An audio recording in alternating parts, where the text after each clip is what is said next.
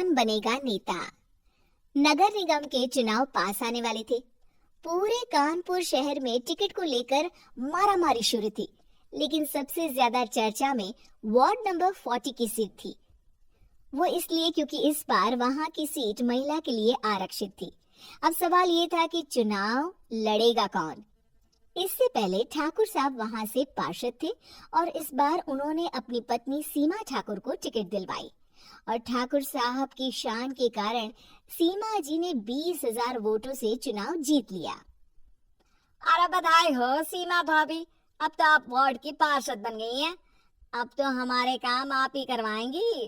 अरे ये तो सिर्फ नाम की पार्षद बनी है, वो तो महिला सीट आ गई, वरना पार्षद तो मुझे ही बनना था। अब भले ही चेहरा इसका होगा, लेकिन पावर तो मेरी ही होगी। अरे वाह भाई साहब, क्या दिमाग लगाया है आपने भी। आइए आप लोग, खाना लगा दिया है सबके लिए। सीमा जी पार्षद बन चुकी थी, फिर भी उनकी एक ना चलती। सारे काम ठाकुर साहब खुद ही संभाल लेते और जहां जरूरत पड़ती वहां सीमा जी का अंगूठा लगवा लेते। सीमा जी ज्यादा पढ़ी लिखी भी नहीं थी। एक दिन ठाकुर साहब और सीमा एक प्रोग्राम में जाते हैं। अरे ठाकुर साहब, आप आ गए। ओहो, पार्षद मैडम भी आ गई है। स्वागत है आप दोनों का। लगता है हमारे पार्षद फंड का सही इस्तेमाल हो रहा है। चलिए अब उद्घाटन करते हैं। ये लीजिए ठाकुर साहब कैची, आप ही सबसे पहले प्रवेश कीजिए। सब लोग आगे निकल जाते हैं और सीमा जी पार्षद होने के बावजूद भी पीछे खड़ी रह जाती हैं। वो देखती हैं कि वेलकम बोर्ड पर उनका नाम है, लेकिन महिला होने के कारण कोई उनका सम्मान नहीं कर रहा। अगले दिन एक आदमी उनके घर आता है। अरे ठाकुर साहब नमस्कार। कल ना हम नोटिस किए कि हमारा घर तो अवैध है और नगर निगम वाले उसे तोड़ने आ रहे हैं। अरे कुछ कीजिए ना ठाकुर साहब। देखो भाई, मैं तो ज्यादा कुछ कर नहीं सकता, पर अगर तुम सबकी जेब गर्म कर दो तो कुछ हो सकता है। कुल मिलाकर 4 लाख लगेंगे। अरे 4 लाख ठाकुर साहब? अरे भाई, मैं अपने लिए नहीं मांग रहा हूँ। दरोगा है, इंजीनियर बाबू है, बड़े साहब है, सबको देना पड़ता है ना थोड़ा थोड़ा। बोलो है मंजूर? तभी वहां अचानक सीमा जी आ जाती हैं। अरे ये आप क्या कर रहे हैं? पहले इन्हीं लोगों से तो आपने वोट मांगे, अब इनसे ही पैसे ले रहे हो। अरे चुप रहो तुम, तुम्हारा काम है सिर्फ अंगूठा लगाना, तुम वही किया करो। मुझे दूसरे काम तुम मत सिखाओ, समझी? और तुम ना जाओ, अब पैसे लेकर आओ, वरना जेसीबी किसी भी वक्त आती होगी। सब कुछ ऐसे ही चलते रहता है।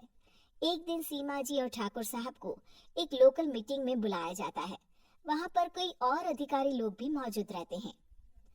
अब मैं चाहूंगा कि ठाकुर साहब हमारे बीच 2 शब्द कहें। मेरे प्यारे भाइयों और बहनों, आज मेरा सौभाग्य है कि मैं आप सबकी सेवा दिन रात कर पा रहा हूँ। आपने मेरी पत्नी को भारी मतों से जिताया है, इसलिए मैं आप सभी का शुक्रगुजार हूँ। मैं आप सबसे वादा करता हूँ कि हमेशा की तरह हमारे वार्ड में किसी को कोई तकलीफ नहीं आने दूंगा। सभी लोग तालियां बजाने लगते हैं। अब मैं माननीय पार्षद मैडम को स्टेज पे बुलाना चाहूंगा। अपने नाम को बुलाया सुनकर सीमा जी एकदम चौंक जाती हैं। उन्हें बिल्कुल उम्मीद नहीं थी कि इतनी बड़ी जगह उन्हें मंच पर बुलाया जाएगा। जैसे तैसे वो मंच पर चढ़ती हैं। ऊपर जाते ही सीमा जी को सारी पुरानी बातें याद आ जाती हैं कि किस तरह उनके पति उन्हें कभी भी आगे बढ़ने नहीं देते और उनके नाम से गलत काम करते हैं।